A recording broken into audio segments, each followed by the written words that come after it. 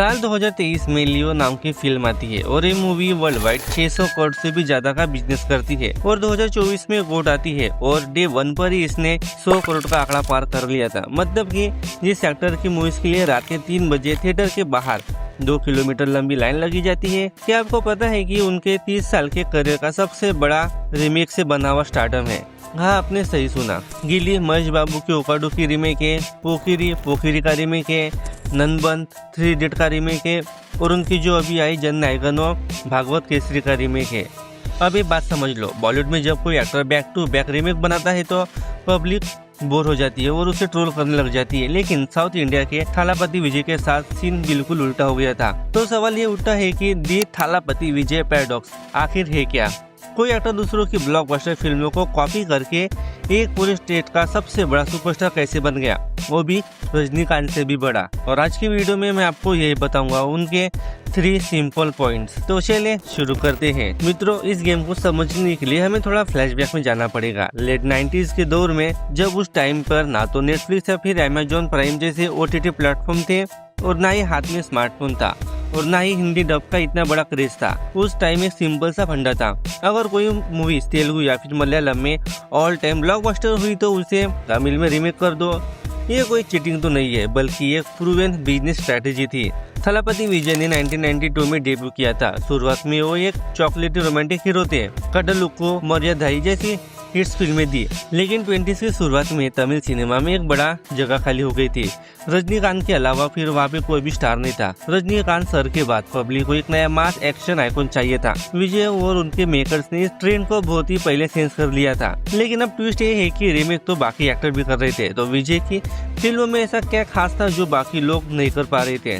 अगर आप किसी दूसरी भाषा की हिट फिल्मों को सीन टू सीन कॉपी कर दोगे तो आज की डेट में ऑडियंस तुम्हें रिजेक्ट कर देंगे। 2003 में महेश बाबू की तेलुगु मूवी आई थी ओकाडू। ये मूवी बहुत ही ज्यादा सुपरहिट थी। 2004 में विजय ने इसका रीमेक बनाया गिली नाम से। अगर आप दोनों मूवीज को ध्यान से देखोगे तो आपको फर्क समझ में आएगा। महेश बाबू का रोल काफी इंटेंस और सीरियस था, लेकिन विजय ने अपने कैरेक्टर में क्रेजी चुलबुली एनर्जी डाल दी थी।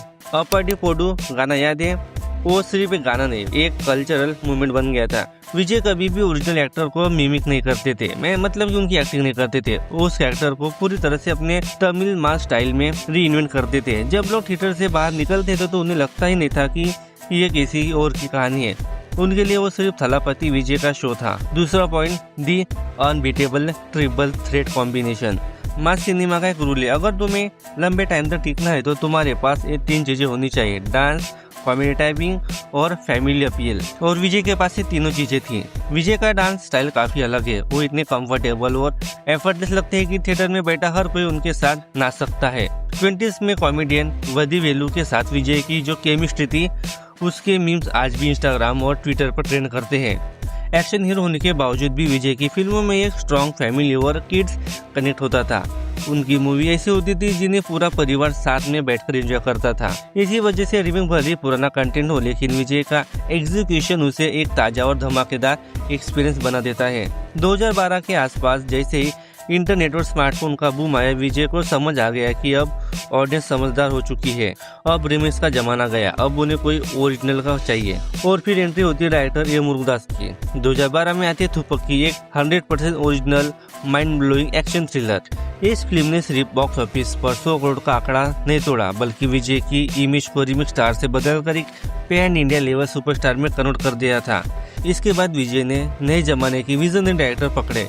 एटली के साथ मार्शल और बिगिल, लोकेश कनगराज के साथ मास्टर और लियो बनाई। यानी कि गेम बहुत सिंपल था। शुरुआत में सालों में रीमेक्स के जरिए अपना फैन बेस बनाया और जब वो फैन बेस एक महासागर बन गया तो बड़े बड़े डायरेक्टर के साथ ओरिजिनल ब्लॉकबस्टर देने शुरू कर दिए। थालापति विजय का स्टार्टअप किसी कहानी के ओरिजिनल या फिर रीमेक होने पर डिपेंड नहीं करता था। उनका स्टार्टअप डिपेंड करता था ऑडियंस के साथ उनके पर्सनल बॉन्ड पर, उनकी on screen energy, of screen simplicity और ऑडियंस लॉन्च पर उनकी वो आइकॉनिक स्पीचेस। इन सब ने मिलकर उन्हें एक्टर ने एक इमोशन बना दिया था। अब जब वो पॉलिटिकल पार्टी के साथ एक नई जर्नी शुरू कर चुके हैं तो ये देखना दिलचस्प होगा कि क्या वो अपनी फिल्मों का यह मैजिक पॉलिटिक्स में भी दोहरा पाएंगे या फिर नहीं। वैसे आपकी ऑल टाइम फेवरेट विजय की मूवी कौन सी है? गिली, थुपक्की, लियो या फिर थेरी? अगर ये वीडियो आपको पसंद आई हो तो वीडियो को लाइक करो, दोस्तों के साथ शेयर करो और चैनल को सब्सक्राइब करो। तब तक के लिए जय Maharashtra. free audio post production.